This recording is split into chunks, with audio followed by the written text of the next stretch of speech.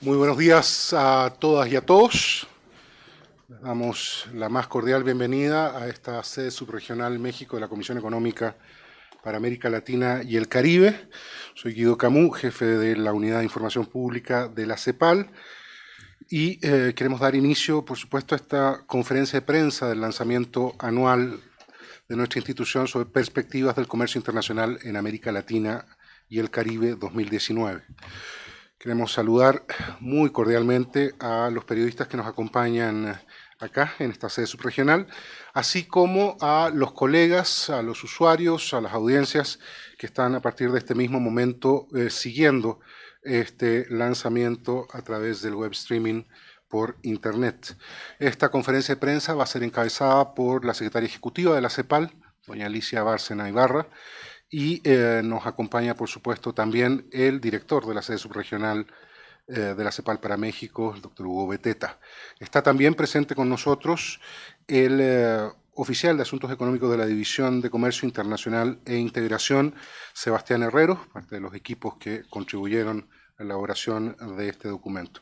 Vamos a iniciar esta conferencia de prensa con una presentación de la secretaria ejecutiva, posterior a la cual daremos curso a una ronda de preguntas y respuestas. Secretaria Ejecutiva, por favor.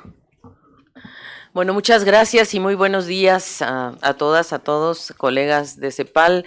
Quiero en primer lugar agradecerle al equipo de la División de Comercio Internacional e Integración por su apoyo. Nos estamos conectados con ellos desde Santiago y en particular al secretario adjunto Mario Chimoli, a Keiji Inoue y a todo el equipo que nos acompañó y aquí muy bien representado por Sebastián Herreros. Vamos a dar inicio, bueno, por supuesto muchas áreas de CEPAL contribuyen, incluyendo la propia oficina, la subsede de México, la subsede del Caribe, en fin, todas las oficinas nacionales, en esto que vamos a presentar el día de hoy, que es Perspectivas del Comercio Internacional de América Latina y el Caribe, y me da mucho gusto hacerlo en México, además, y en realidad lo que analizamos aquí es cómo hay un contexto mundial complejo que va a profundizar los rezagos que vive la región, que atraviesa la región. No son rezagos nuevos, muchos de ellos son estructurales en realidad, y eso es lo que vamos a un poquito analizar. No me deja, si me deja, no me deja. ¿Para dónde miro? Para allá. No. ¿O hacia arriba? Ahí está, ahora sí. Los mensajes centrales que contiene este documento son básicamente tres. Primero, que el comercio mundial y regional va a tener una desaceleración muy importante. Cae el comercio mundial y el regional y además se agravan las tensiones comerciales. Y esto agudiza este rezago estructural de la región, un rezago en productividad, en innovación, en estructura productiva en general. Segundo, hacemos en un capítulo, hemos desarrollado por primera vez en realidad los vínculos entre sostenibilidad ambiental, cambio climático, y consideramos que algunas medidas podrían contribuir a reducir el impacto del cambio climático. Y tercero, analizamos también el papel de la infraestructura y la logística como un elemento crucial, una dimensión crucial para el comercio, la producción y la integración. Vamos a ver entonces primero, obviamente, la parte mundial. Y vamos a ver cómo desde el 2012, ya lo veníamos diciendo en ediciones anteriores, que el crecimiento del comercio mundial se reduce a menos de la mitad en realidad. Y vamos a ver cómo tenemos aquí, ¿verdad? Hasta el 2018, 2.7%, digamos, este es lo que nosotros expresamos aquí en porcentajes, la variación de las exportaciones de bienes en relación al PIB, y vemos cómo se acerca muy profundamente nuevamente por primera vez en décadas, ¿verdad?, el PIB y el comercio mundial. Y vamos a ver en la siguiente,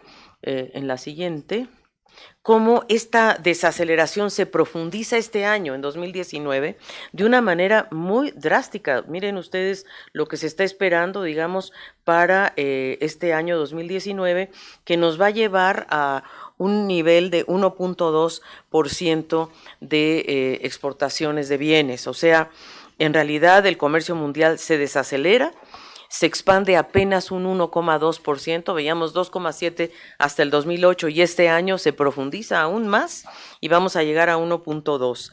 Y este es el peor desempeño que ha tenido el comercio mundial desde la crisis.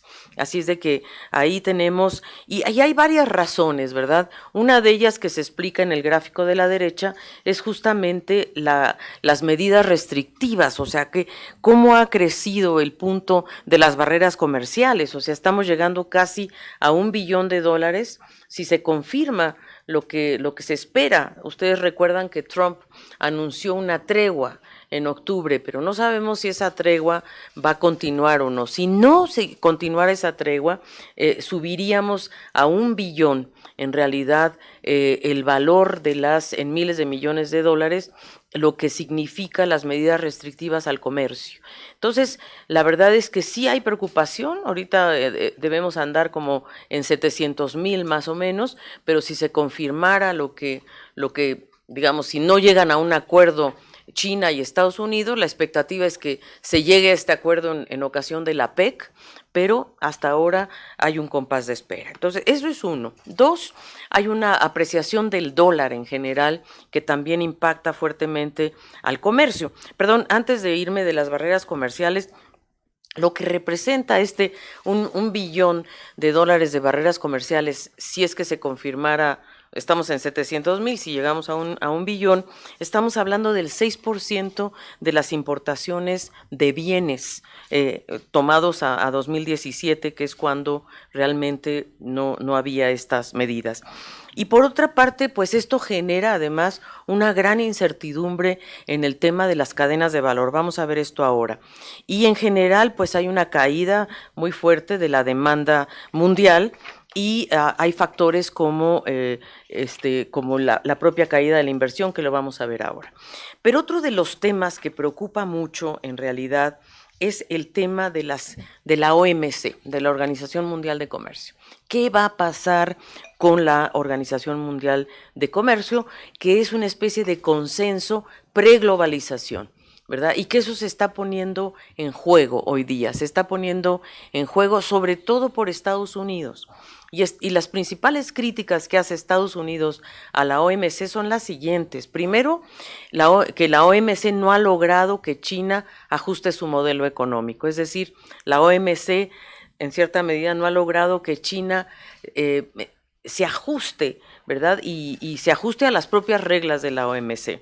En segundo lugar, que hay países de altos ingresos, como es el caso de Singapur, la República de Corea, los Emiratos Árabes, por ejemplo, que se siguen autodesignando como países en desarrollo y por lo tanto tienen un trato favorecido.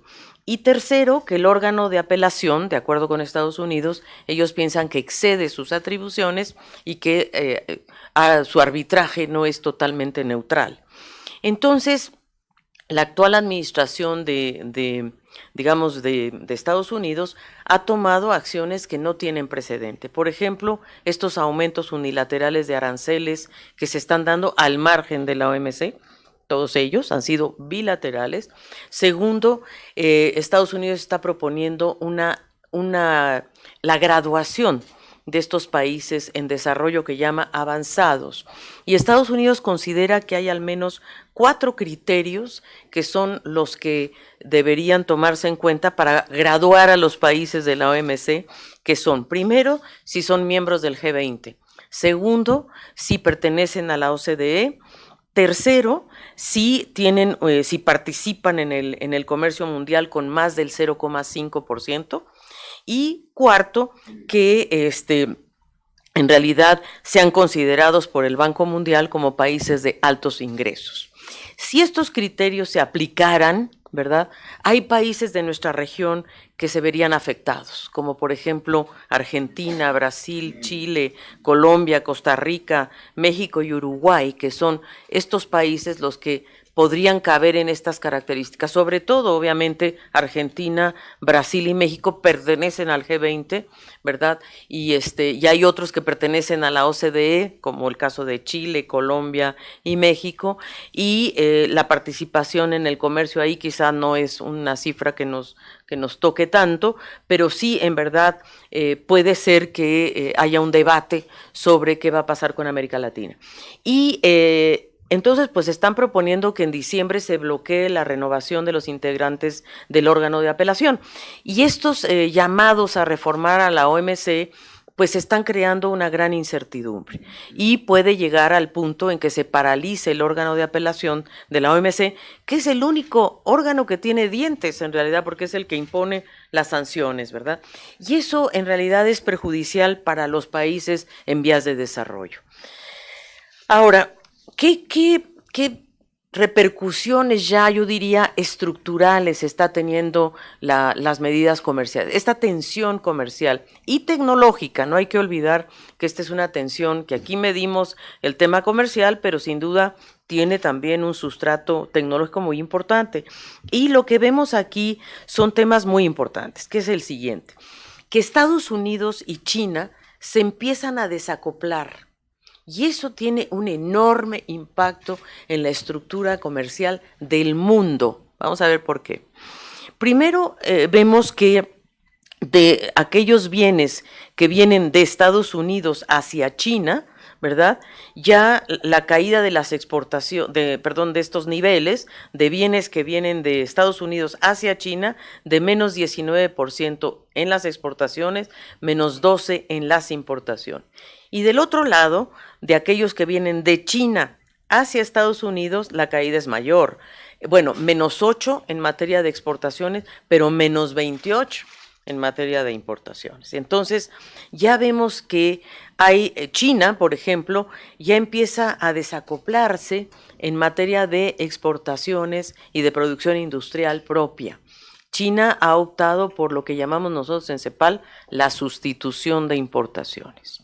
Eso es lo que está haciendo China y creo que es muy importante mirar esto porque en realidad el 70% del valor importado desde China a Estados Unidos ha sido muy castigado y realmente tiene en este momento pues estos niveles que son bastante altos y bastante importantes, pero sí se ve cómo en realidad China empieza a reaccionar, sobre todo en lo que se refiere a sus exportaciones.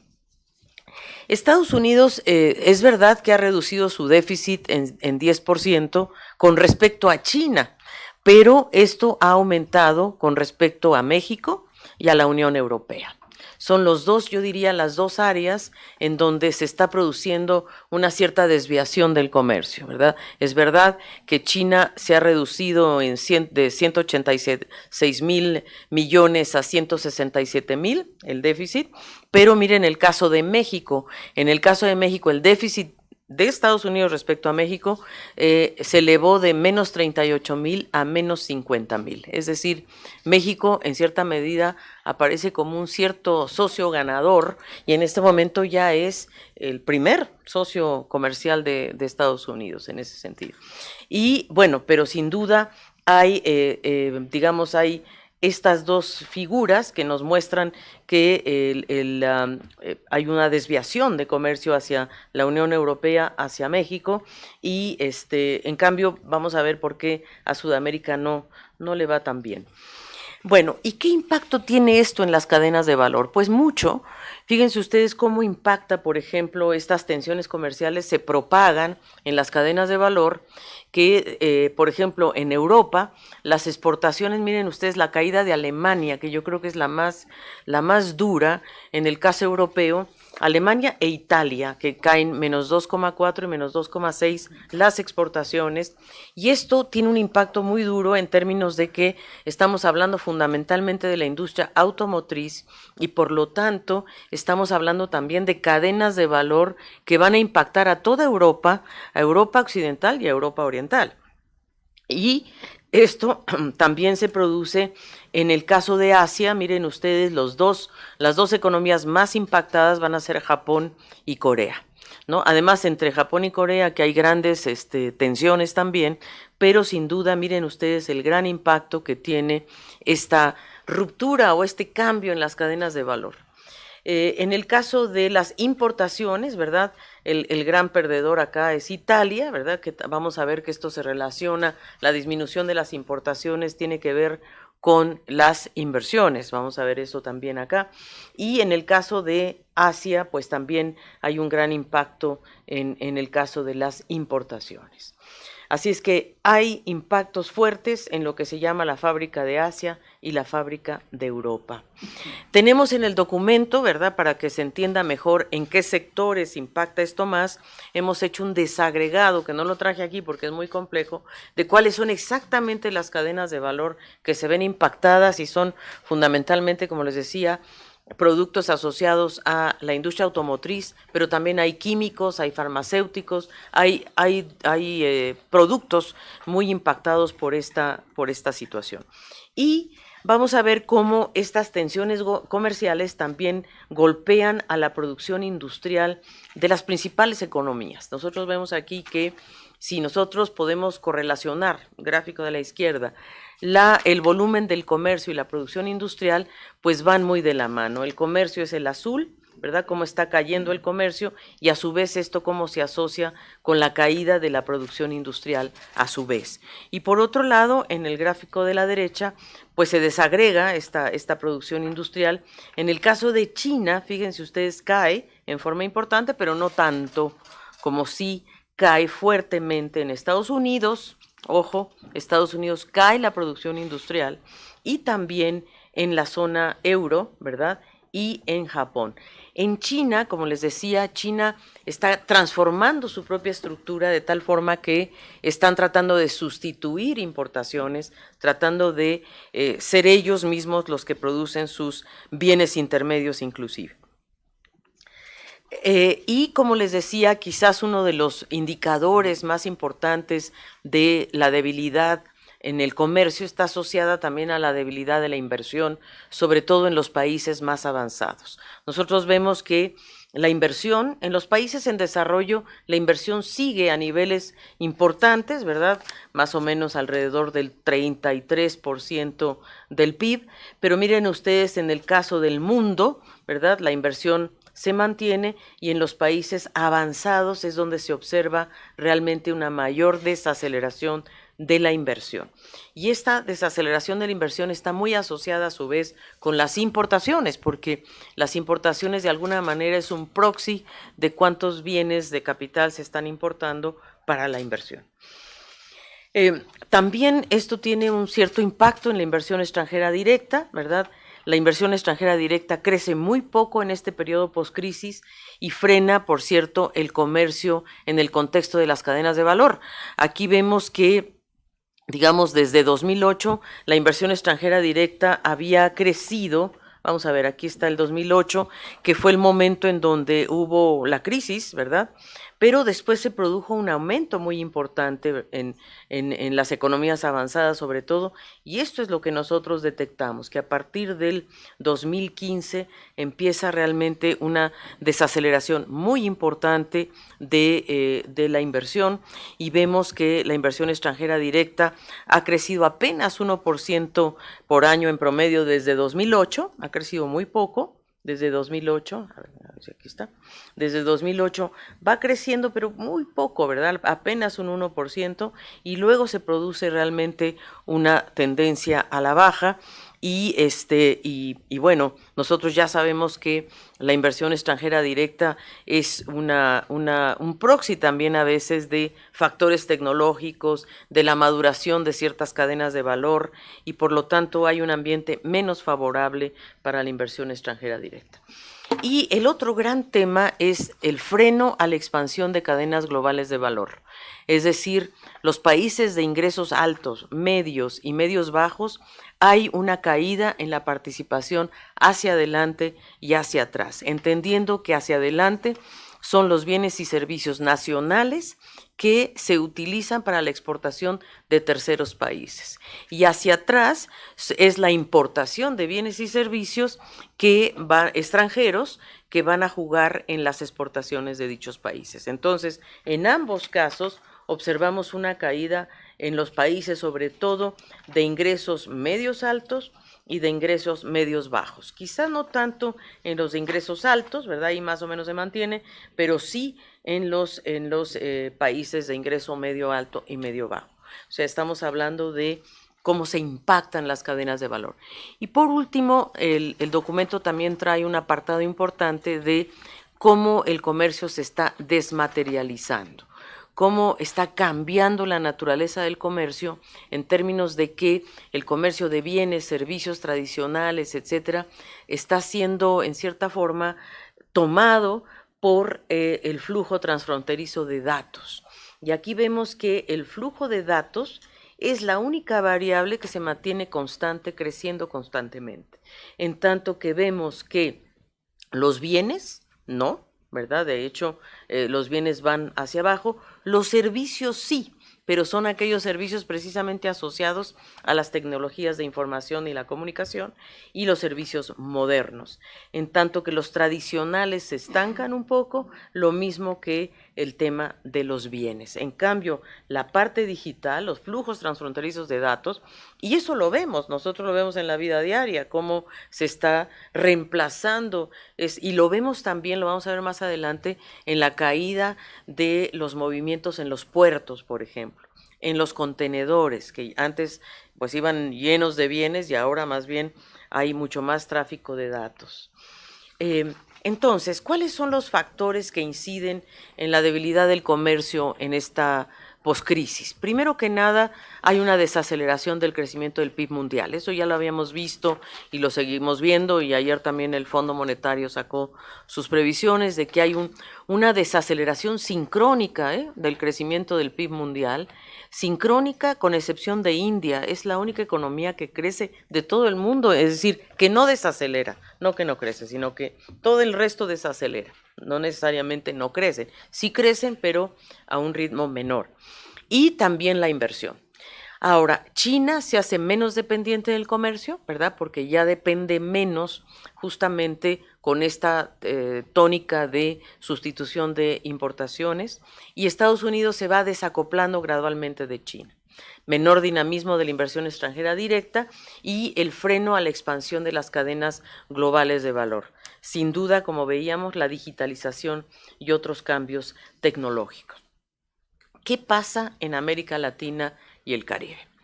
Bueno, vemos que tras 2 años de recuperación, el comercio regional vuelve a caer en forma continua.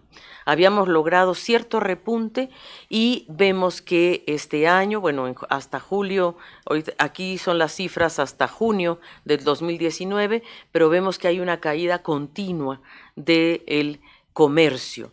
Y vamos a ver en dónde nos ubicamos. Nos ubicamos básicamente en un comercio que en nivel de exportaciones está en valor a menos 2% y en importaciones a menos 3%. Como siempre, vemos que el factor precio, ¿verdad? Que eso es lo que siempre nos ocurre un poco, el factor precio es el que más juega en el caso de América Latina, y obviamente vamos a ver más adelante cómo los precios de los commodities en general caen, excepto con algunas excepciones, pero prácticamente todos caen. Y en las importaciones estamos en menos 3%. Y eso a su vez se asocia en valor, el precio, ¿verdad? Y el volumen, pero esto a su vez se asocia, por cierto, igual a la inversión, ¿verdad? Menos importaciones, menos inversión. Es un proxy también. ¿Y cuáles son los factores que nosotros vemos que están jugando en externos e internos, que están condicionando este mal desempeño de la región? Por un lado tenemos factores internos, un muy bajo crecimiento del producto, una estructura exportadora muy anclada todavía a productos primarios, sobre todo en Sudamérica, y desde luego una infraestructura logística muy deficiente. Y factores externos, bueno, las tensiones comerciales, ¿verdad?, entre China y Estados Unidos, y la desaceleración de la demanda internacional. Por cierto que esto muy también caracterizado por una caída de precios, por una mayor volatilidad financiera y la desviación de comercio. Esto es lo que influye en lo que está pasando en nuestra región. Y por otro lado, bueno, por el lado interno, pues hay una desaceleración real de las exportaciones, importaciones, de la inversión y hay un ciclo recesivo de la demanda. ¿Qué pasa en lo que se refiere a los intercambios de la región con el resto del mundo? En relación a América Latina, en términos de exportaciones, tenemos que el problema de nuestra región es que no logramos dinamizar el comercio intrarregional. Esto lo vamos a analizar un poco más y vemos cómo entre 2018 y 2019 pues hay una disminución muy importante de las exportaciones que hace la región a la propia región. También bajan las exportaciones de la región al mundo. A Estados Unidos no, a Estados Unidos la región se mantiene positiva, sobre todo por México y Centroamérica, eso lo vamos a ver ahora. Hacia la Unión Europea también bajan las exportaciones, sobre todo por Sudamérica. En Asia también se mantienen positivas y hacia China también disminuyen las exportaciones y disminuyen de manera muy importante con relación a 2018. Ahora, si vemos las importaciones, estamos en un factor muy similar en lo que se refiere la región a la región. Al mundo, como ya dijimos, bueno, ya hablamos de que las exportaciones estamos a -2, las importaciones a -3, y respecto a Estados Unidos, importamos menos de Estados Unidos, de la Unión Europea también, y de China también. Es decir, pero hay un factor interesante, lo vamos a ver más adelante. México, sobre todo, diversifica su canasta importadora, no importa, antes importaba el 70% de Estados Unidos y ahora está importando prácticamente un poquito más del 40% y el resto de Asia, o sea que esto es un tema muy interesante también. Ahora, las exportaciones caen en América del Sur, pero aumentan en Centroamérica, México y el Caribe. Miren ustedes que el Caribe y México, ¿verdad?, son en cierta medida las subregiones que tienen un mejor desempeño exportador en 2019 y Centroamérica, ¿no? Centroamérica, el Caribe y México son los tres que tienen un mejor desempeño. Y esto pues ayuda al promedio regional, en tanto que América del Sur tiene un mal desempeño exportador en general. En tanto, en las importaciones vemos que México está en un 0,5%, quizás pueda haber una pequeña reducción, sobre todo por los datos que surgieron hoy mismo en relación a lo que pasó en septiembre con relación a septiembre del año pasado, pero sigue siendo un valor relativamente positivo. Y el Caribe, ¿verdad?, también tiene un valor positivo, en tanto que Centroamérica, contrariamente a lo que pasa en las exportaciones, en las importaciones Centroamérica caen, y lo mismo sucede con el promedio de la región y sin duda América del Sur, que tiene una caída muy importante en el volumen de las importaciones, volumen y precio.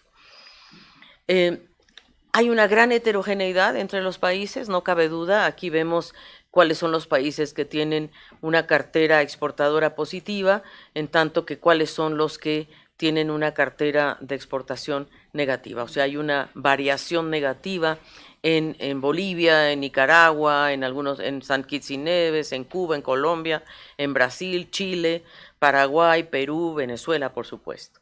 Lo mismo sucede con las importaciones, ¿verdad?, que también tienen una caída. Ahí se nos expande a Guatemala, Brasil, República Dominicana, Trinidad y Tobago, y estas son las economías que sí están importando un poco más. Muchas son caribeñas, como ustedes pueden ver, y algunas son centroamericanas y México. La caída de los precios, sobre todo de los precios de los productos básicos, en general tenemos una caída en total, un índice compuesto de -4,5%. Los precios de los productos que aumentan son el hierro, el oro y la carne de vacuno. Carne de vacuno en parte porque hay una mayor demanda de parte de China, que está siendo abastecida en cierta medida por países sudamericanos en realidad, y el precio ha aumentado porque la demanda ha aumentado. El hierro y el oro tienen una relación con el desastre natural de la empresa Vale de Brasil. Ustedes recordarán que hubo una gran inundación y por lo tanto hubo una escasez de hierro y el precio subió. En el caso del níquel, razones similares, pero el resto, todos los productos caen, prácticamente todos. Y ahí vemos, por supuesto, el petróleo, ¿verdad? Menos 10%, el aceite de palma, el café, el cobre, todos los productos, sobre todo que son importantes para muchos países de la región, prácticamente 26 de los 30 principales productos de exportación de la región están cayendo. Y como les decía, creo que aquí lo importante es mirar cómo está cayendo el débil crecimiento de la región en esta contracción del crecimiento intrarregional, ¿verdad? Nosotros vemos cómo las exportaciones intrarregionales tienen una caída de menos 10% con relación a las exportaciones al resto del mundo. Entonces, no hemos aprendido la lección de que el comercio intrarregional es un comercio que nos puede ayudar, que nos puede correlacionar un poco más a la productividad de las pequeñas y medianas empresas, porque lo que más se exporta a nivel intrarregional son manufacturas de tecnología media y eso podría ayudar. Entonces, el comercio intrarregional está lejos de sus niveles históricos. Llegamos a estar en 21% en algún momento dado y ahora estamos en 15,15%. Este es el coeficiente de exportaciones intrarregionales de bienes y esto, bueno, se asocia sin duda. Cuando creció mucho el comercio intrarregional fue con la creación del Mercosur, cuando se creó la alianza, ¿cómo se llama?, de países andinos, pero luego con la crisis cayó el comercio intrarregional. Después vino el superciclo de las materias primas y el comercio intrarregional se volvió a dinamizar. Nuevamente cae y luego pues este comercio intrarregional acompaña la desaceleración económica, pero también no hemos sabido ponernos al día en relación a la infraestructura, por ejemplo, y a un mayor dinamismo interno del comercio. Ahora, la desaceleración del comercio intrarregional se reproduce casi en todos los esquemas de integración. Nosotros vemos que prácticamente en todos los esquemas de integración tenemos problemas. Miren ustedes, bueno, está el promedio de la región, que es América Latina y el Caribe, menos 10%, ¿verdad? Pero miren Mercosur cae casi menos 22%, ¿verdad? Y en la Comunidad del Caribe, menos 19%, y Centroamérica, menos 1%. Es decir, las tres, y la Alianza del Pacífico a la que le estamos apostando y queremos y tal, aún así el comercio intrarregional entre los países de la Alianza cayó menos 5%. Entonces, no estamos en nuestro mejor momento en relación al comercio intrarregional. Entonces, ¿cuáles son algunas lecciones que nosotros hemos sacado en relación a esta dinámica mundial y sobre todo la regional, que es la que más nos preocupa? Y es que la región tiene que repensar su inserción internacional frente a sus rezagos históricos. Primero, el comercio mundial de bienes tiene el mayor bajo dinamismo desde la crisis financiera y esto está agudizado por las tensiones comerciales. Segundo, parece responder a factores estructurales, ¿verdad? Hay un repliegue de las cadenas de valor y hay una menor dependencia de China del comercio y sobre todo también el surgimiento de la digitalización.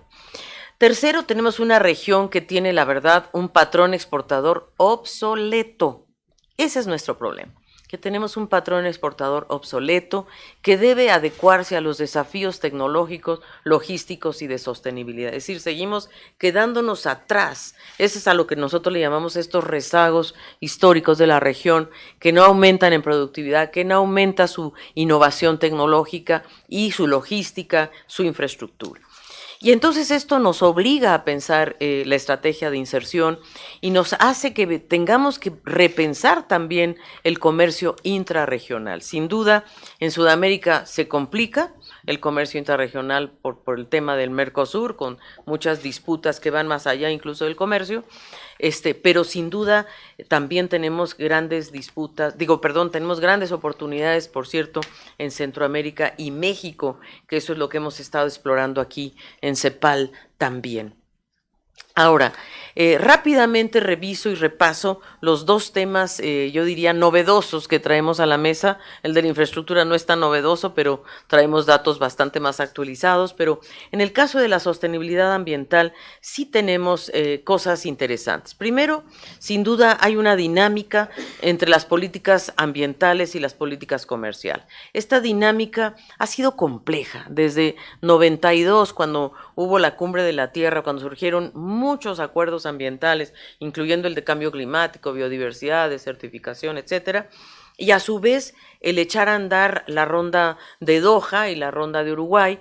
Estas dos, yo diría, estos dos mecanismos no han conversado lo suficiente y por lo tanto hay impactos que van a ser cada día más crecientes entre las dos normativas y por eso, y más ahora cuando surge el tema de cambio climático con tanta fuerza y el comercio y la producción. Entonces, hay impactos importantes que vamos a tener que analizar y de alguna manera nosotros lo que hemos hecho en este documento es justamente analizar cómo se puede lograr una transversalización de la sostenibilidad ambiental en los acuerdos comerciales. Y hemos identificado que por lo menos los acuerdos comerciales, por lo menos, deberían, uno, incentivar la difusión de bienes, servicios y tecnologías verdes. Segundo, deberíamos desincentivar la expansión de sectores o industrias con alto impacto o de alta huella ambiental. El capítulo hace un esfuerzo por medir la huella ambiental de los países y hemos hecho la medición de 7 países, su huella ambiental de 7 países en sus exportaciones, fundamentalmente aquellos países que están asociados a la extracción de recursos naturales. Ahí vemos que la huella ambiental de estos países, sobre todo sudamericanos, muchos de ellos, se parece mucho a la huella ambiental de países como Australia, como Canadá, que también tienen el mismo patrón, o sea, no es que tengamos mayor huella ambiental que ellos. Pero también evaluamos otra cosa y es que la región es una importadora neta de carbono. Nosotros en los bienes que estamos importando carbono. Entonces, eso también es un tema que es bueno analizar.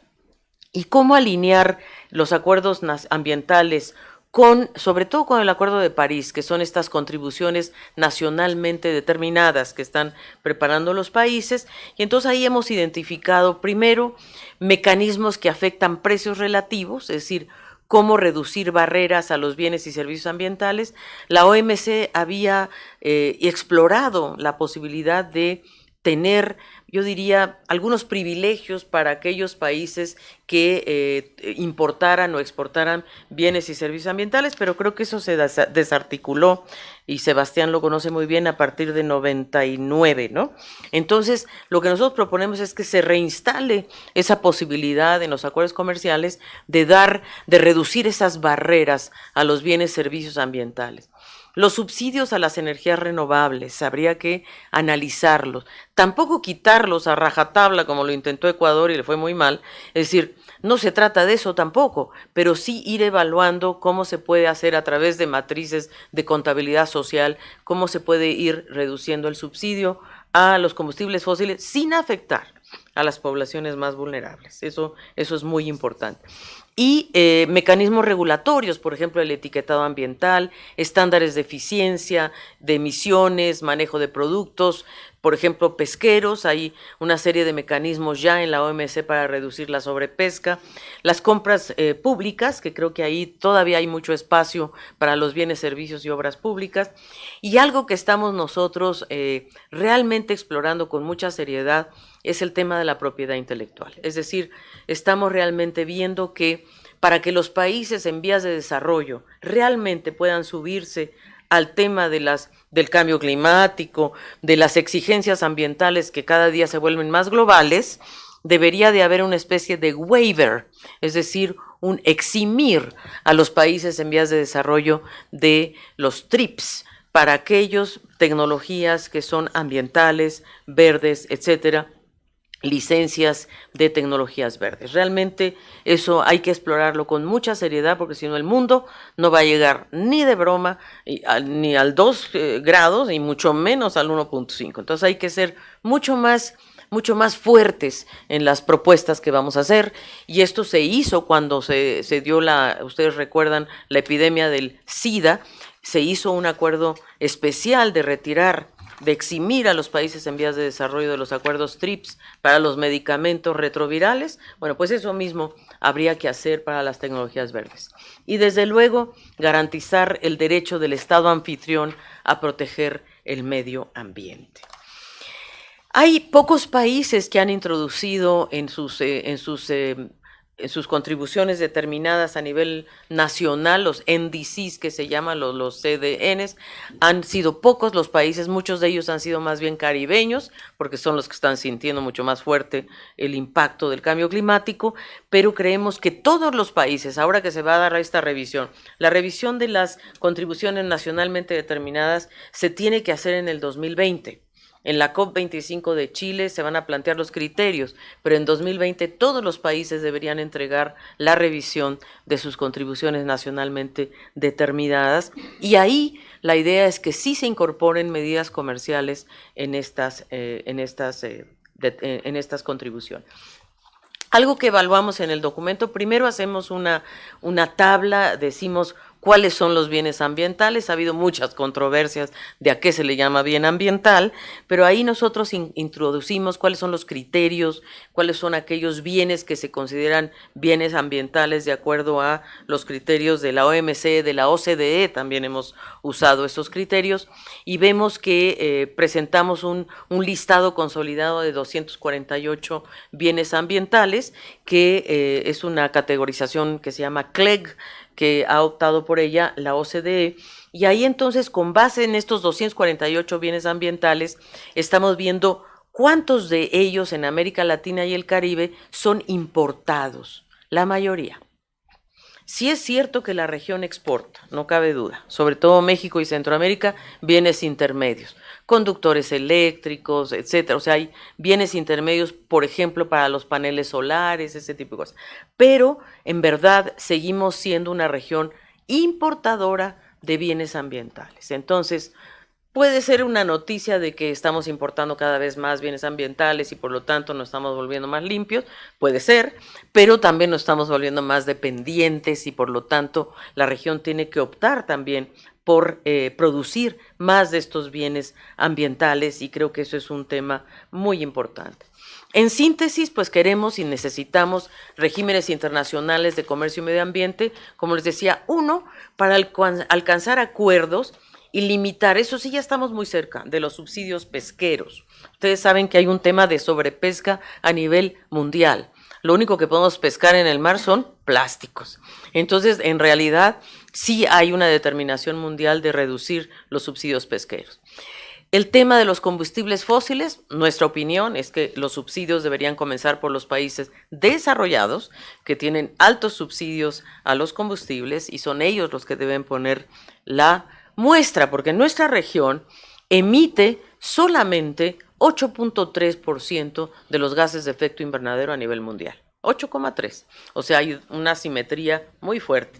Y entonces, ¿cómo reinstalamos, como les decíamos, de esta legalización de subvenciones para la reconversión ambiental que fue retirada de los acuerdos de OMC en 1999? Nosotros pensamos que hay que volverla a instalar y legalizar medidas adoptadas por los países que están en el Acuerdo de París, como son los ajustes de carbono en frontera. Eso preocupa porque resulta que hay países desarrollados que le quieren cobrar a los en vías de desarrollo por justamente la importación de carbono que ellos mismos nos mandan. Entonces, nos quieren cobrar en la frontera el carbono en frontera, pues no, ¿verdad? O sea, tenemos que dialogar cómo se va a hacer este movimiento de bienes y servicios que tienen un alto contenido de carbono. Y por último, esto que les decía de establecer un waiver del acuerdo ADIP, es decir, de los TRIPS, para tecnologías verdes en países en desarrollo y que tenemos además bajas emisiones absolutas, que somos muchos de los países de América Latina y el Caribe, y sobre todo el Caribe. Y la región debería introducir una política industrial verde que promueva, como les decía, la producción de bienes y servicios y que aumente la sostenibilidad de sus exportaciones, es decir, medir la huella ambiental de nuestras exportaciones. Eso es muy importante, incluido el transporte.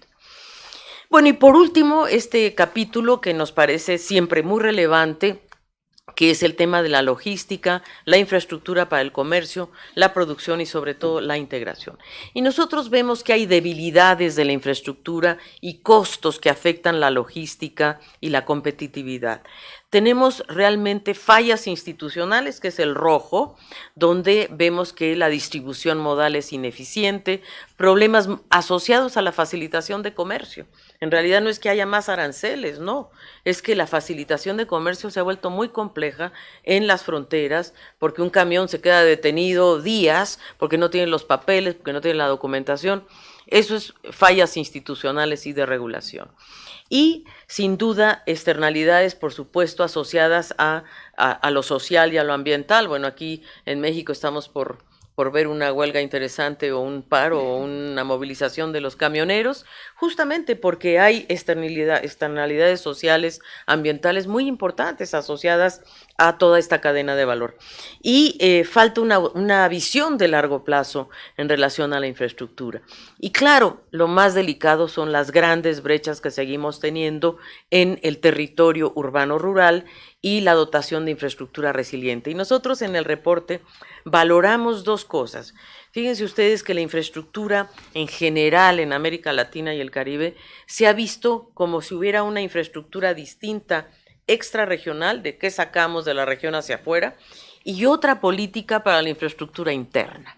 Y eso es lo que en realidad vemos que dentro de la región, si analizamos América del Sur tiene poca integración de infraestructura entre sí.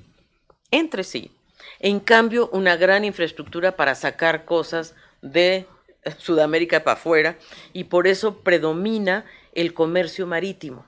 95% de la infraestructura es del comercio que se moviliza en Sudamérica, se hace por vía marítima. Y justamente esto nos habla también del patrón de inserción exportadora, ¿verdad? Que es una región que exporta hacia afuera y menos hacia adentro. En tanto que Centroamérica y México tienen un mayor balance.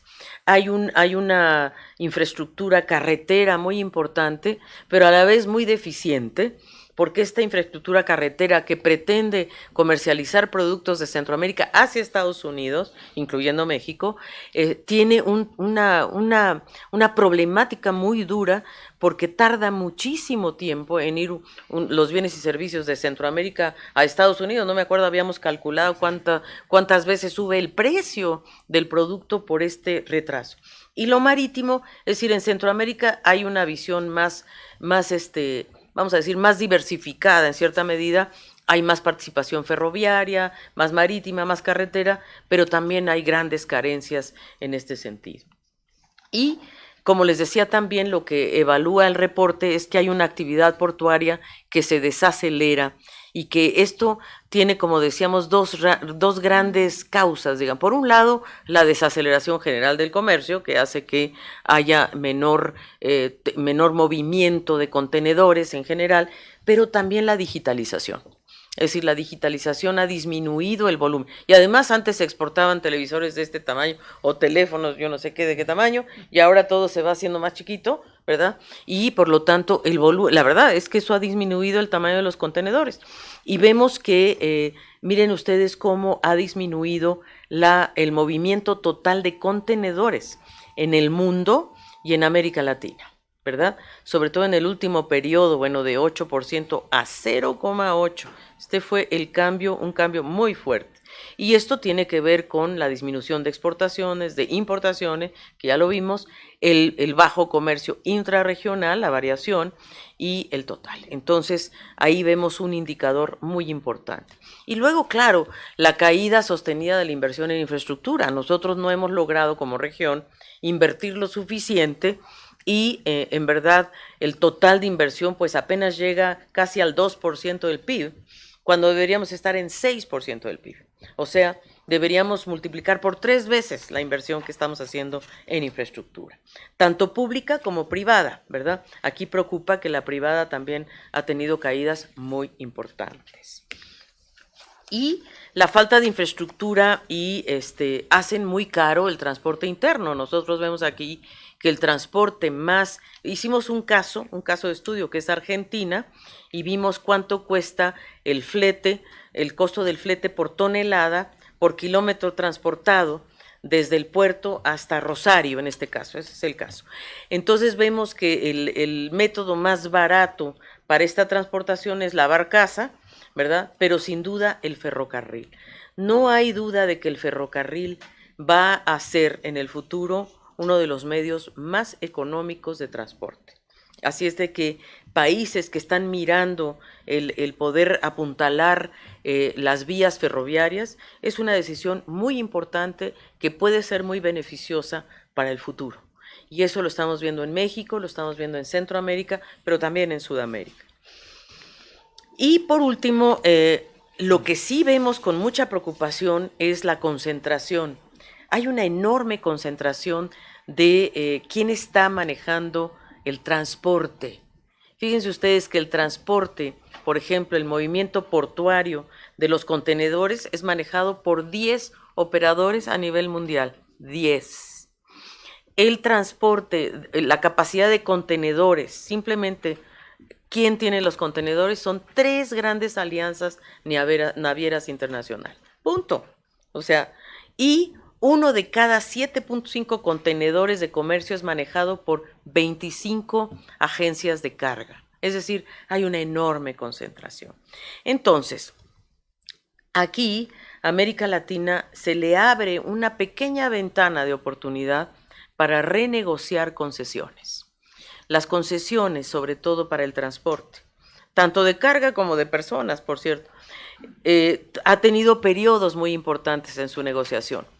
El periodo 90-2004, el periodo 2004-2010, 2010-2015. Ahora viene un periodo en el cual se vuelve a abrir la opción de renegociar concesiones en todos los sectores, especialmente electricidad, transporte, que es el que nosotros obviamente aquí estamos relevando, y renegociar contratos de alianzas público-privadas, porque si no vamos a ir hacia más concentración, y en agua y saneamiento, en sectores sociales. Entonces, hay una oportunidad y esa es la que vemos. Y los principales mensajes que queremos dar en este sentido son que la infraestructura y la logística tienen un rol central, pero no la infraestructura y la logística de antes. Lo que este documento está tratando también de transmitir es que hay una logística multimodal, una logística de corredores, que puede ser muy benéfica para una región como la nuestra, donde pueden interactuar inversiones, regulaciones, una organización industrial de los mercados de servicios y también una política pública que sea más orientada, como dijimos antes, a una integración. O sea, la verdad, tenemos que volver la mirada a la integración y la mirada a cautelar también la infraestructura y la logística interna. Nos hemos ocupado de ver la externa porque pues ya desde la colonia todo era muy extractivo, ¿no? Todo era para afuera, para afuera, para afuera, y aquí tenemos un mercado interno importante. El transporte, como dijimos, de carga está muy concentrado y esto nos lleva a muchas ineficiencias y externalidades sociales y ambientales.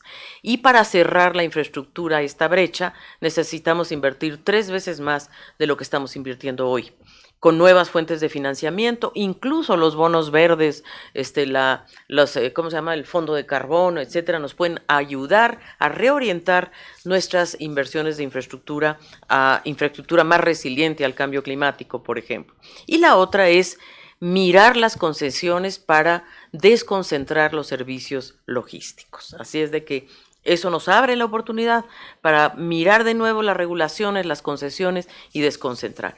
Y por cierto, los corredores logísticos, como les decía, creo que nos puede ayudar a reorientar el patrón de inversiones hacia modos más competitivos, sostenibles y más resilientes. Pues esto es, queridos colegas, en síntesis, una desaceleración importante del comercio a nivel mundial, a nivel regional. Algunas causas son coyunturales, otras son estructurales, y vemos entonces este comportamiento en la región, a nivel subregiones, y desde luego en el reporte lo verán a nivel de países. Muchísimas gracias y por supuesto a su disposición para cualquier pregunta. Muchísimas gracias, secretaria ejecutiva. Vamos a dar paso entonces, como habíamos adelantado, a esta ronda de preguntas y respuestas. Vamos a atender primero, por supuesto, las inquietudes de los colegas que están presentes en esta sede subregional. Posteriormente vamos a atender también algunas inquietudes que han llegado desde nuestra sede central en Santiago de Chile y nuestras otras oficinas nacionales. Les pido, por favor, que compartan su nombre y su medio antes de iniciar sus preguntas, y por favor, si alzan la mano, podemos ir orientando.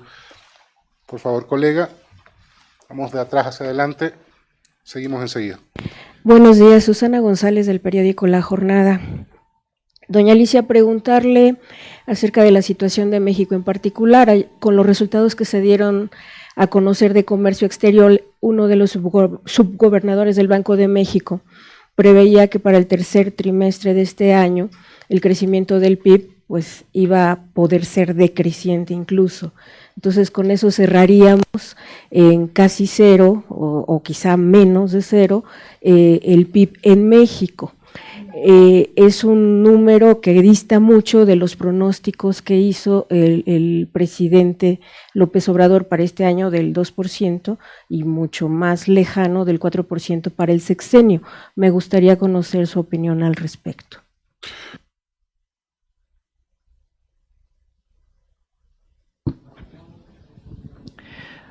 Buenas tardes, Yasmín Zaragoza de Notimex. También para preguntarle sobre México y históricamente México ha tenido bajos niveles de productividad. ¿Qué tanto está esto impactando en el comercio y en su crecimiento, ¿no?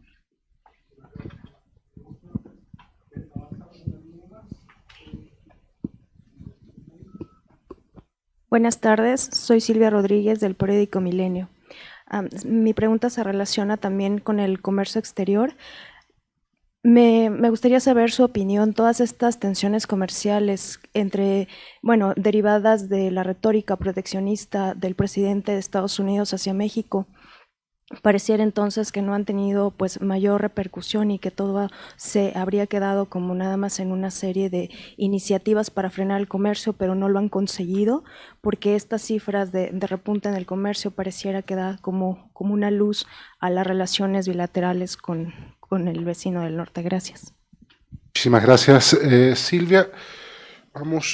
Estamos con 3 preguntas en estos momentos. Vamos a dar paso a una ronda de respuestas de parte de la Secretaría Ejecutiva. Inmediatamente tomamos otra ronda. Secretaría Ejecutiva.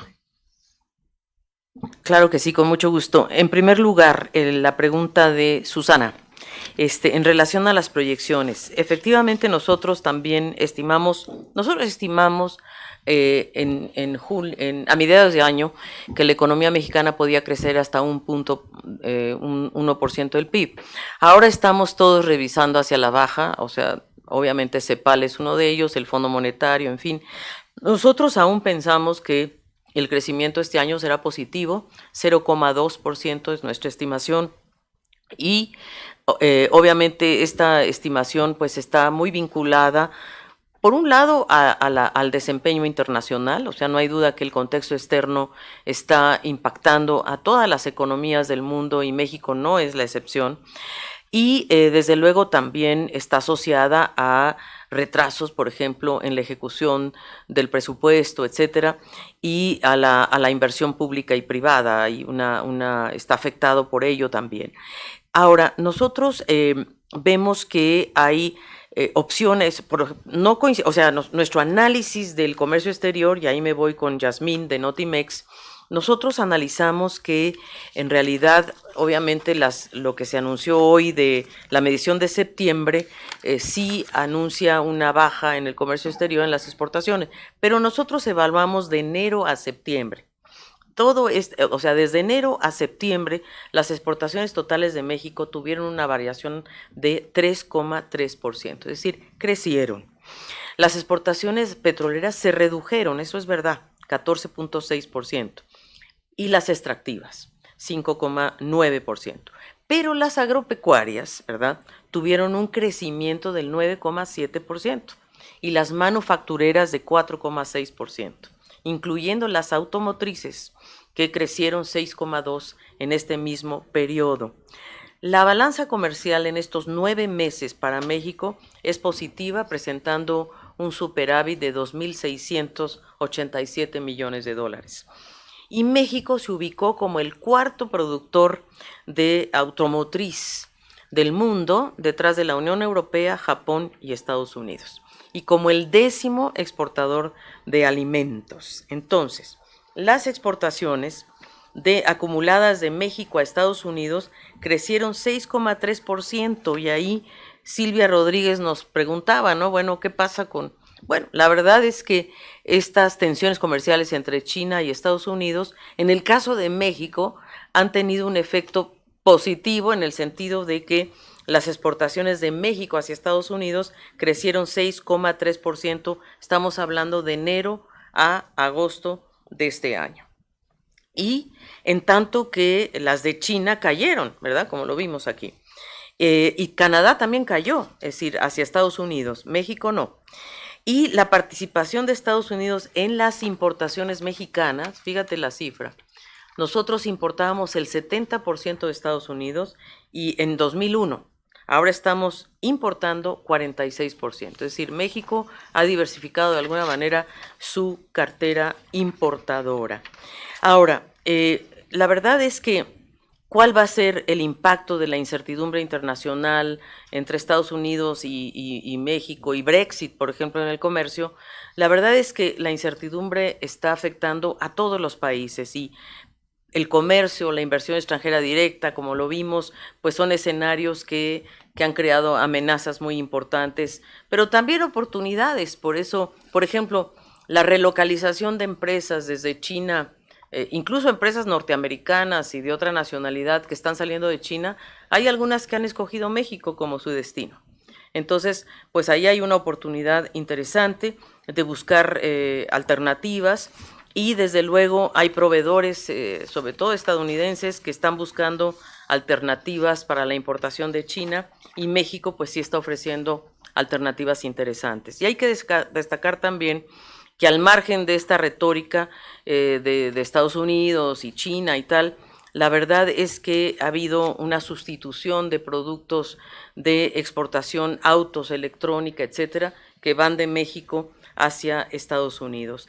Entonces, México es un socio muy importante para Estados Unidos, de hecho se ha convertido en el primer socio comercial de Estados Unidos. Ahora, de que la economía estadounidense también va a tener una desaceleración importante, eso es verdad.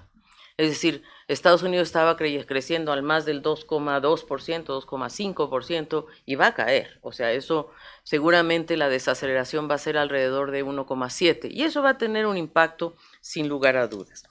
En relación a la productividad, el crecimiento de la productividad laboral de México entre 2000 y 2015 fue de 0,9%. Muy menor a la de Estados Unidos, que es 2,1%.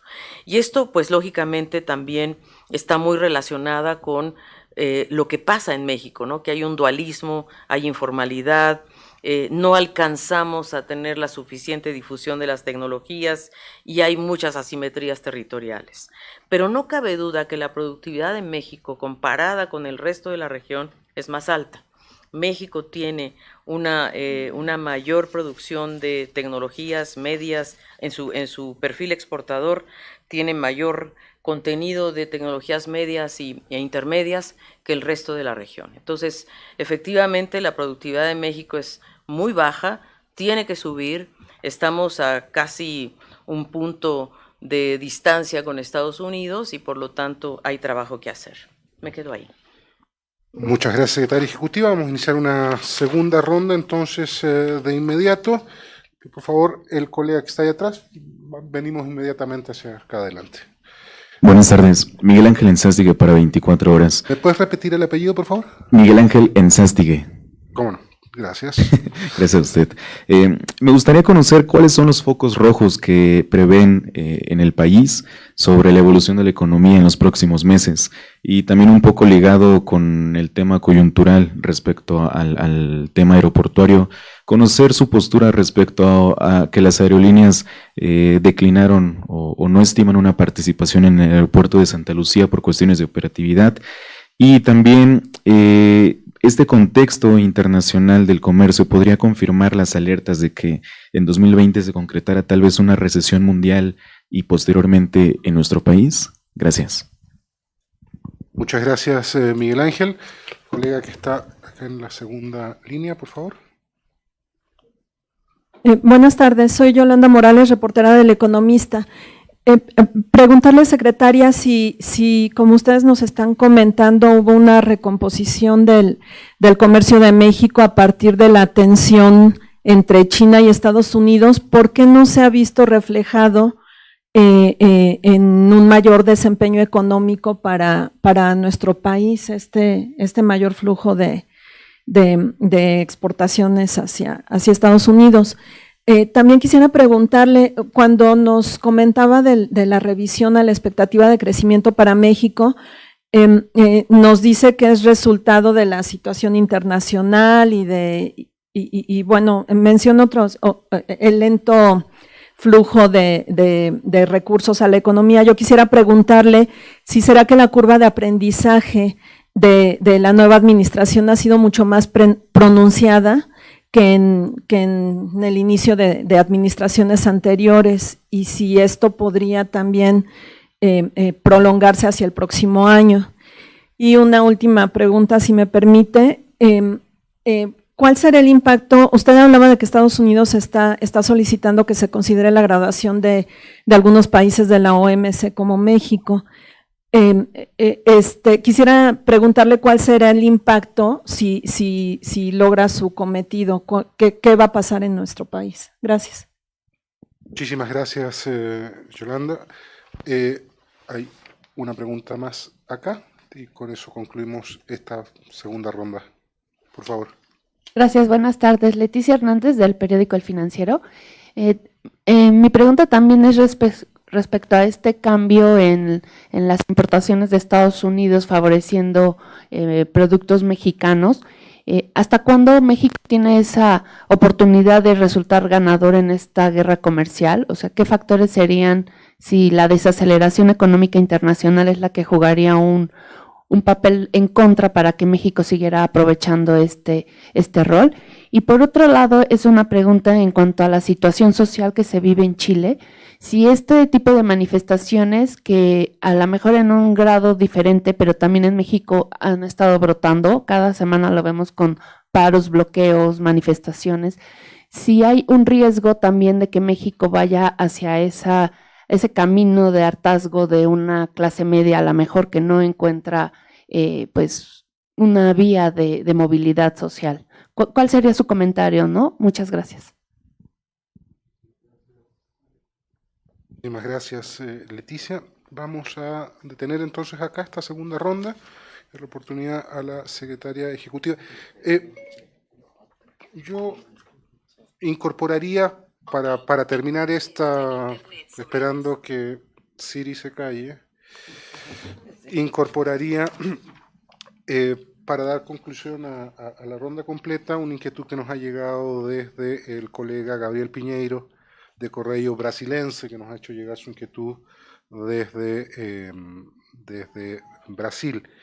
Dos inquietudes plantea él.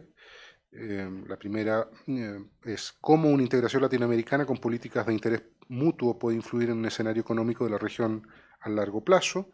Y su segunda inquietud refería a si con el escenario político que tenemos hoy en América Latina y en particular en Brasil, podemos esperar alguna mejoría o algún cambio en el escenario económico del próximo año. Y con esas inquietudes daríamos cuenta de esta ronda. Secretaria Ejecutiva, el micrófono es suyo.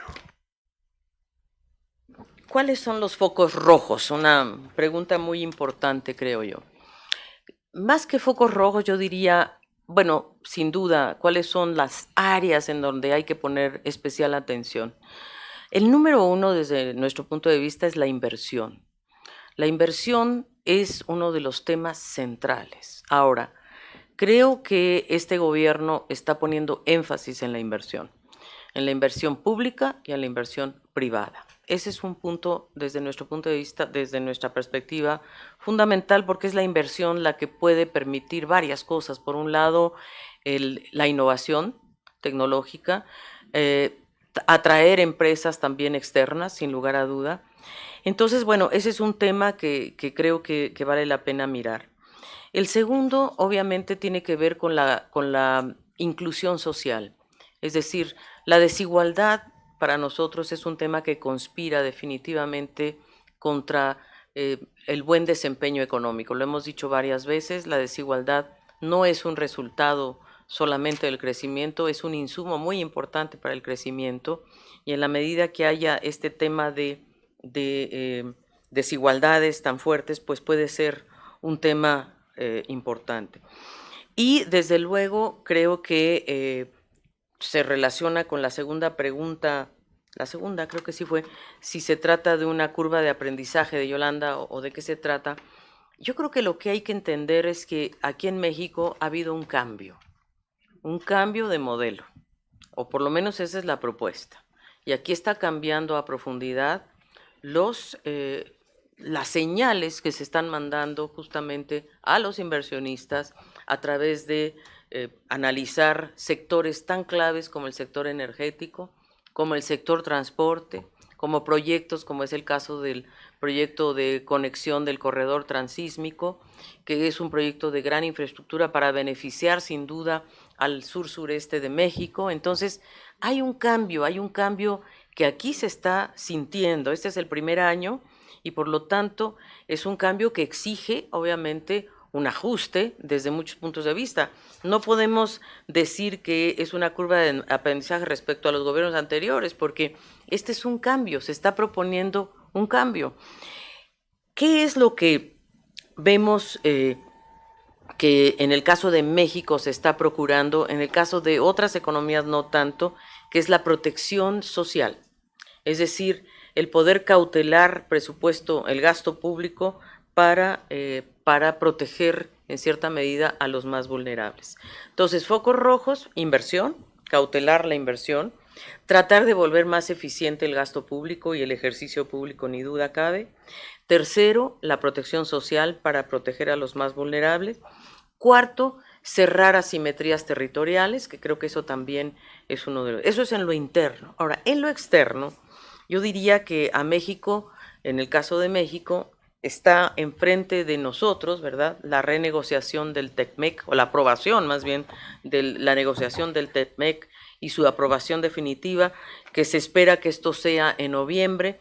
Y si esto se da, va a traer mayor certidumbre, porque todas estas negociaciones no traen la certidumbre deseada, y eso también se asocia a la pregunta que me hizo, creo que Yolanda, respecto a cuál es, cuáles son la recomposición incluso del comercio. O sea, en realidad lo que tenemos que ver es que para México sí se ha abierto una oportunidad con Estados Unidos en las condiciones actuales. Sin TECMEC, México la verdad es que está exportando más a Estados Unidos, 6.3% más, y eso es una realidad.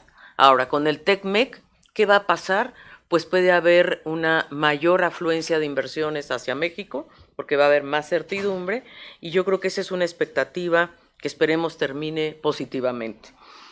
El segundo punto que podría ser crítico desde el exterior es la aplicación de mayores aranceles al acero, o estas, yo diría, restricciones anunciadas en relación al tema de migración, ¿verdad? Eso es un tema que siempre está ahí, ¿verdad?, circulando, y eso es un tema que hay que mirar.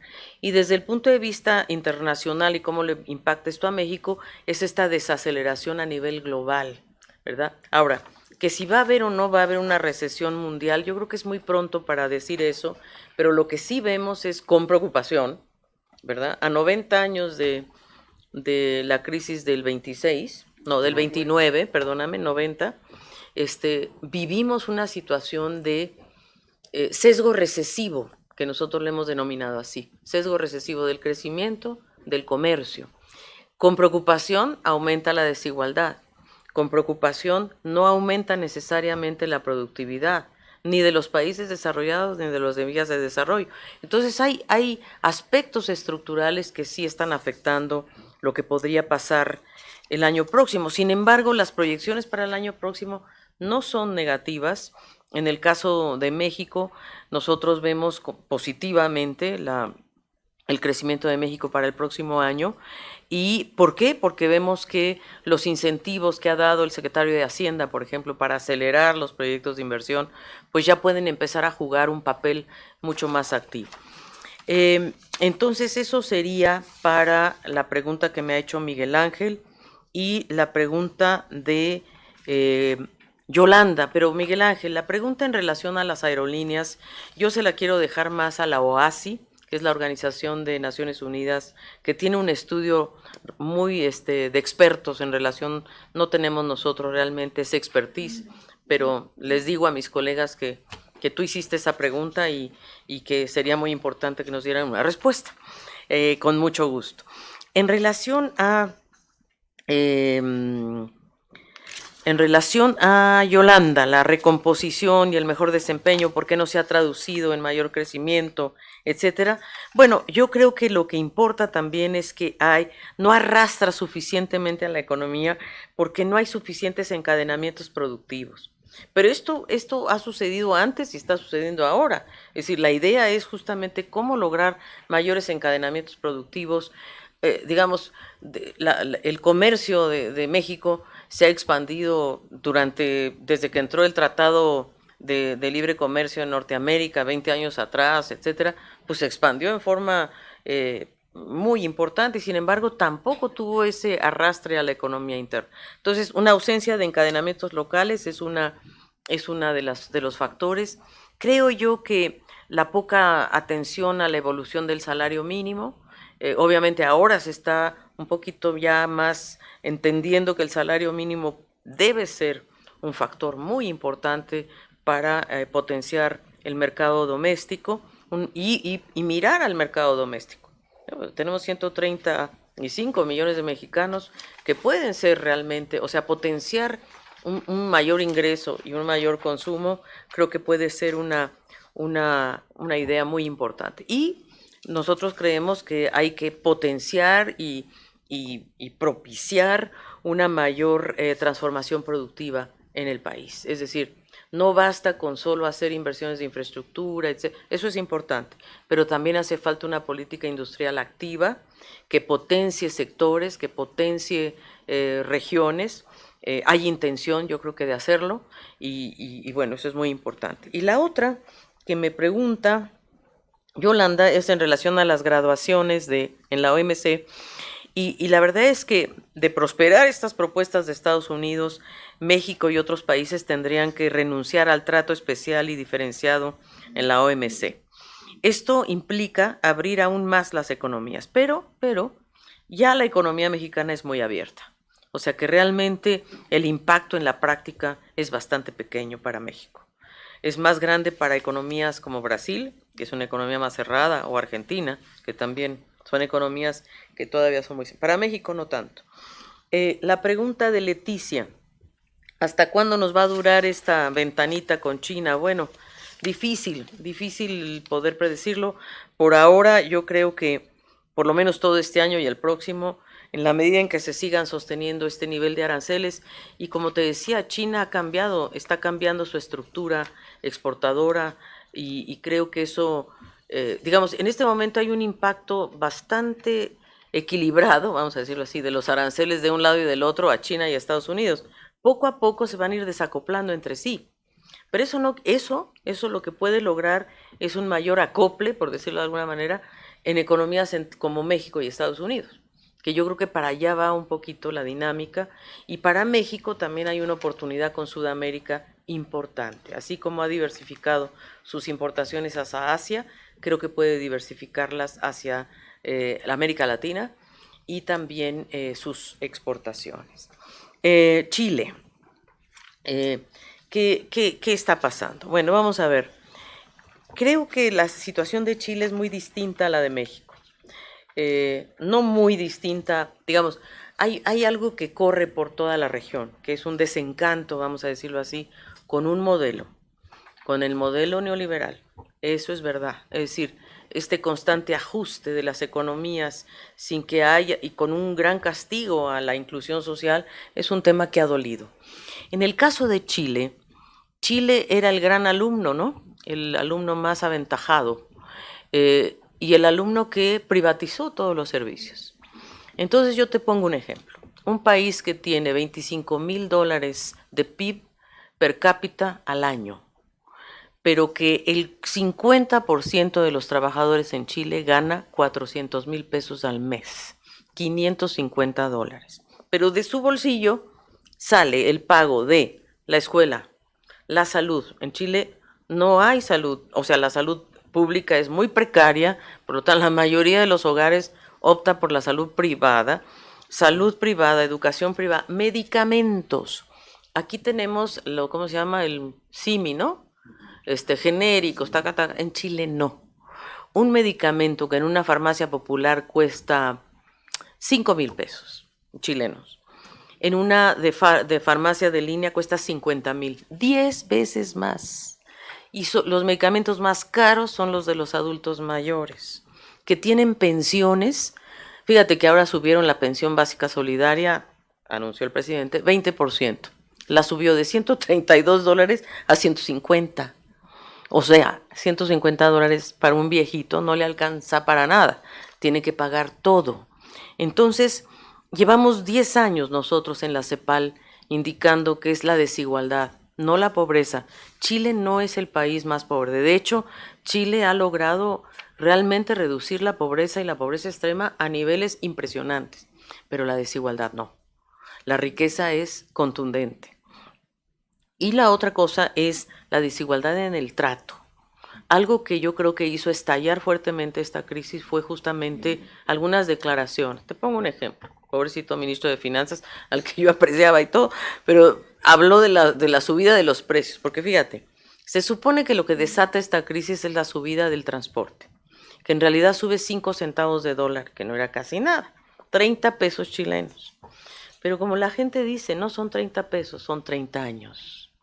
Entonces, ese es el punto de fondo. Subió el transporte, sube la electricidad, sube el agua, subió todo. Entonces el ministro de Finanzas dice, todo sube menos las flores. Entonces le dice, así es que este es un buen momento para que los románticos vayan a comprar flores. Esto enojó a la ciudadanía, El otro de economía dice, bueno, va a subir el transporte, pero si se levantan, si toman el transporte a las 6 de la mañana, no les sube el transporte. Si lo toman a partir de las 7, sube. Entonces levántense más temprano.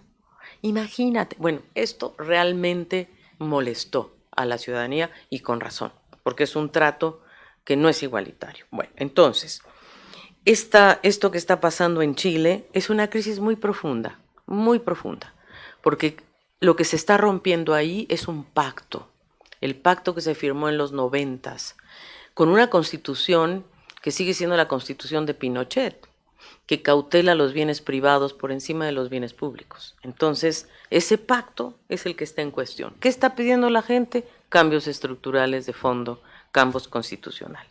No es el caso de México. En México hay que resolver muchos problemas, pero todavía hay bienes públicos. Todavía hay en México una universidad pública. En Chile no hay ninguna universidad pública. Ni una. Ninguna. Ninguna escuela superior es pública. Ninguna escuela técnica es pública. Entonces, hay ciertas asimetrías que hay que considerar. Lógicamente, bueno, se llaman públicas, pero no son gratuitas. O sea, nosotros que decimos público cuando no cuesta, ¿verdad? Pues allá no, allá le llaman público y cuesta. Bueno, ok. Y creo que por eso en Chile hay muchos temas muy distintos que resolver, ¿no? Es el único país donde, por ejemplo, por constitución existen zonas de sacrificio, zonas donde se fueron las industrias más contaminantes y la gente que vive ahí, pues vive en la zona de sacrificio. Entonces, imagínate, donde el agua es privada, en fin, bueno, ya suma y sigue, ya te podría decir todo, Pero lo que te quiero decir es que allá lo que están pidiendo es un cambio bastante profundo, un cambio de la Constitución, un cambio del pacto social. Y yo creo que en países como México hay muchos temas que resolver, pero nuestra querida Constitución todavía cautela los intereses públicos por encima de los intereses privados, todavía tenemos el artículo 3º, el 23, o sea, hay artículos, todavía nuestra Constitución es un pacto con el cual debemos y podemos vivir. Quizás para mí el artículo que más le cambiaron a la pobrecita Constitución fue el 27, pero ya se irá resolviendo. Pero bueno, vamos, es distinta la situación. Muy distinta también la de Ecuador. Ahora, en Ecuador también explotó por la misma razón, por la subida más bien por el retiro de los subsidios a los combustibles, que fue a rajatabla. Por eso te digo que, no, quitar subsidios está bien, pero hay que saberlo hacer con el menor costo social posible. Bueno, eso. Gracias.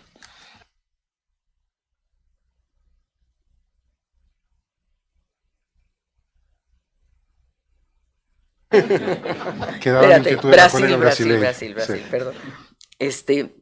Dice Gabriel Piñero, de Correo Brasilenses, nos pregunta ¿por qué la integración latinoamericana? ¿Cuáles son las políticas de interés mutuo que pueden influir en el escenario económico? Bueno, todavía hay un espacio muy importante para la integración regional, por Dios. Si estamos en 15%, Asia está en 40%, Europa está en 60%, o 65%, no sé.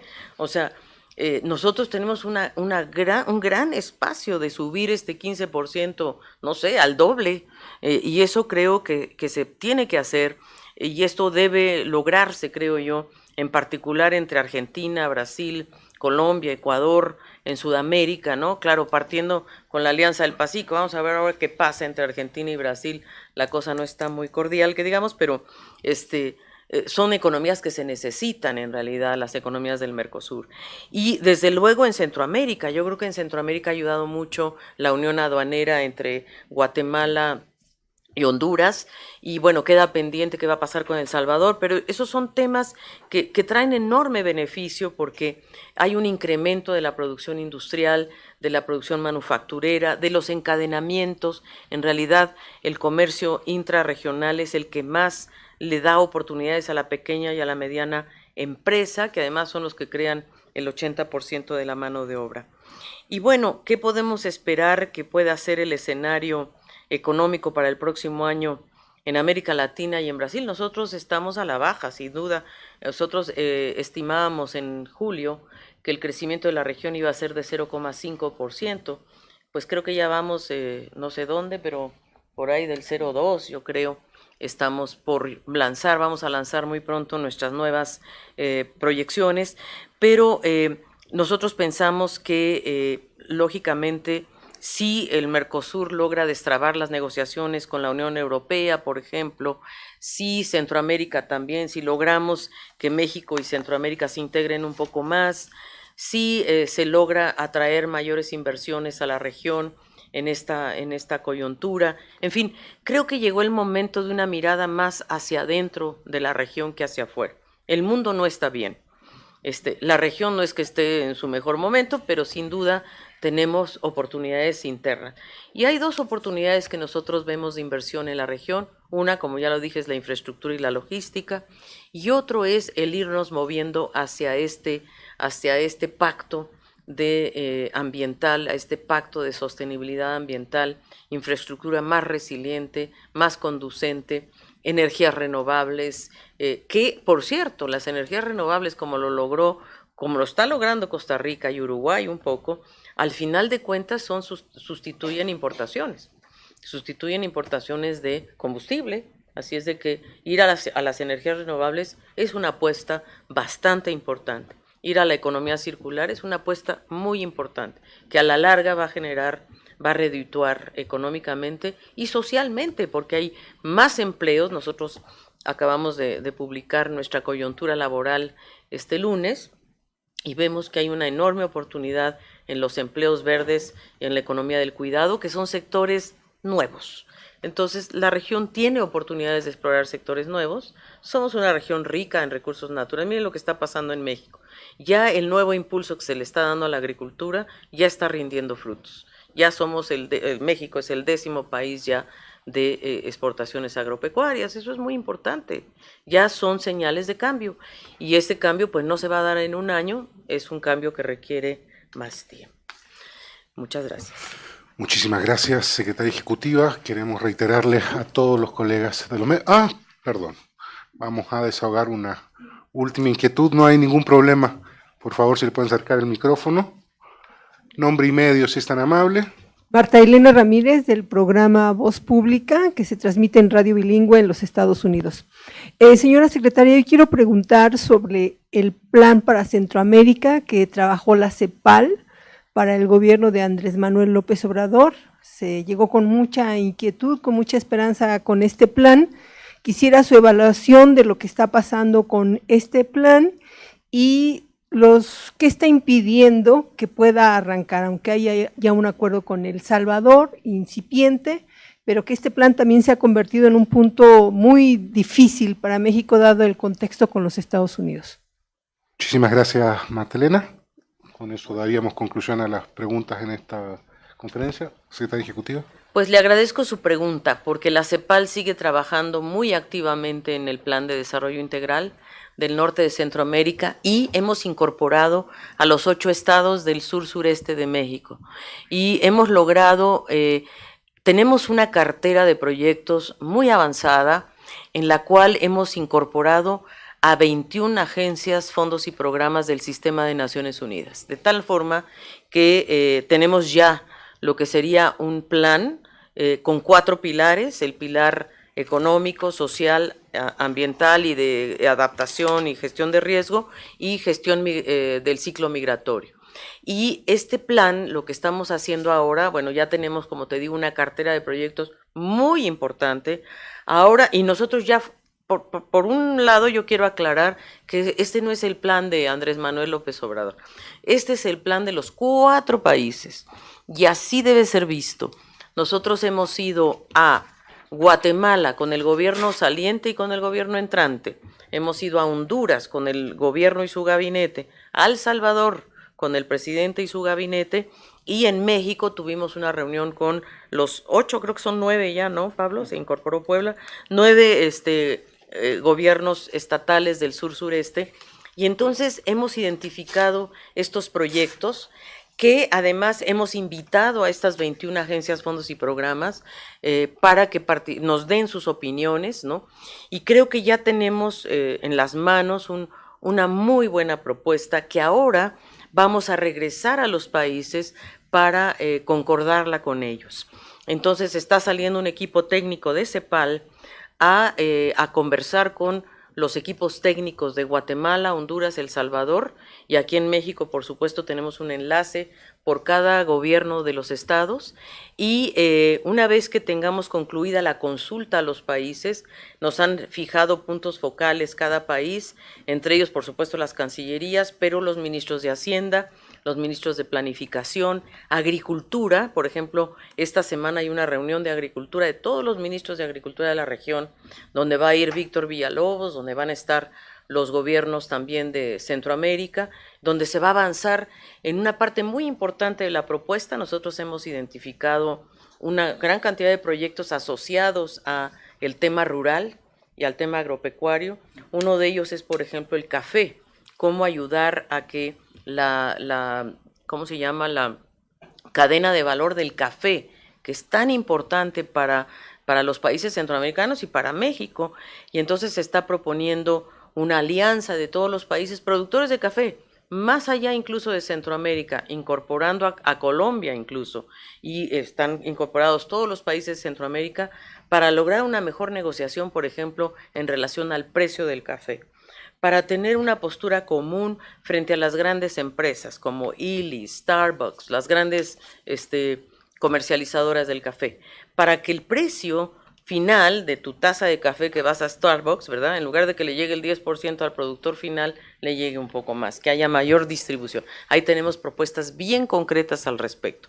Tenemos propuestas muy concretas en relación a la facilitación de comercio, a la infraestructura. Entonces, este paquete de propuestas ahora va a ir a dialogarse con cada país para que cada país determine cuáles son sus prioridades, ¿verdad?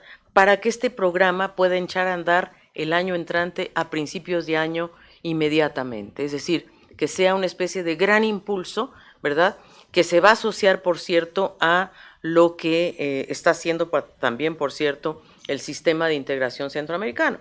Pero entonces, lo que estamos haciendo es tratando de que, digamos, nos hemos enfocado, sobre todo en CEPAL, a las causas estructurales de la migración, de manera tal que la migración sea una opción, lo hemos dicho 1000 veces. Entonces hemos identificado cuáles son los territorios que están expulsando a los migrantes y qué es lo que se puede hacer en cada uno de estos territorios, desde el punto de vista comercial, agropecuario, de integración, escuelas seguras. Entonces tenemos, te digo, un portafolio muy completo que nos ha costado trabajo articular, y por eso quizá no has oído mucho en la prensa, porque estamos en ese trabajo de hacer esto y de ir a los países. Y una vez que tengamos el consenso de los 4 países, vamos a convocar el próximo año, a finales de enero, principios de febrero, una gran conferencia de donantes para que se sumen a este plan.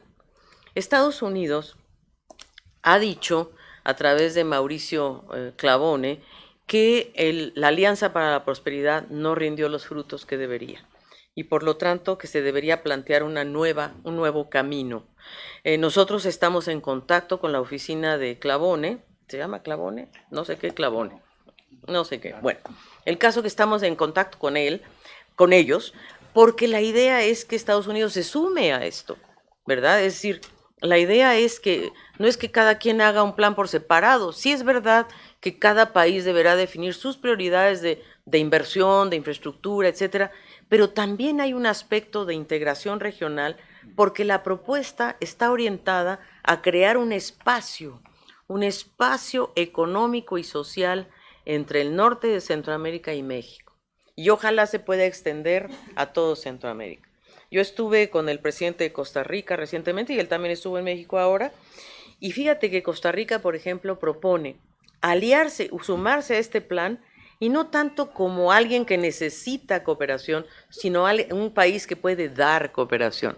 Porque Costa Rica ha sabido avanzar en el tema del café, en el tema de la producción forestal, por ejemplo, el programa Sembrando Vida, para ponerte un ejemplo, que está extendiéndose a los 4 países. Excelente. Nosotros ese programa Sembrando Vida lo estamos uniendo a la propuesta de un gran corredor forestal entre México y los 4 países de Centroamérica, y ojalá extendiéndose hasta Costa Rica y Nicaragua, Panamá, etcétera.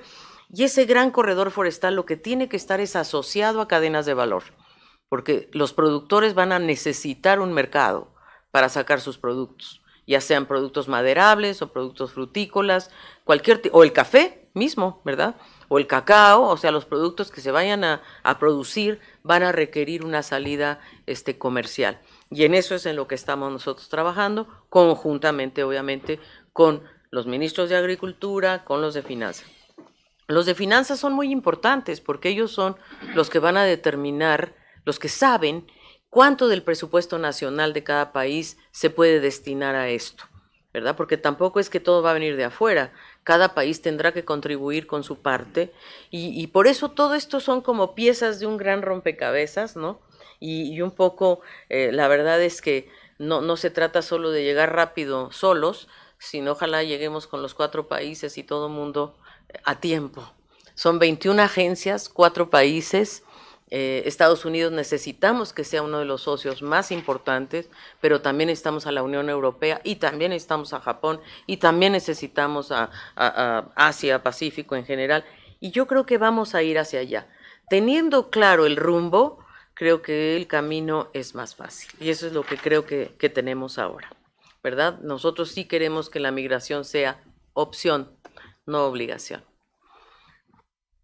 Muchísimas gracias, secretaria ejecutiva.